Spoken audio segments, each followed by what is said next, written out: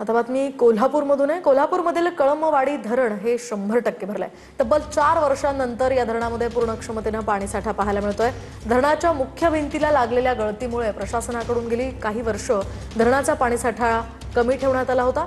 मात्र गेल्या 1.5 वर्षांपासून सुरू होत धरणाच्या भिंतींची गळती काढण्याचे ही काम, तर गळती थांबल्यामुळे यंदा धरणामध्ये पूर्ण पाणीसाठा सध्या पाहायला मिळतोय।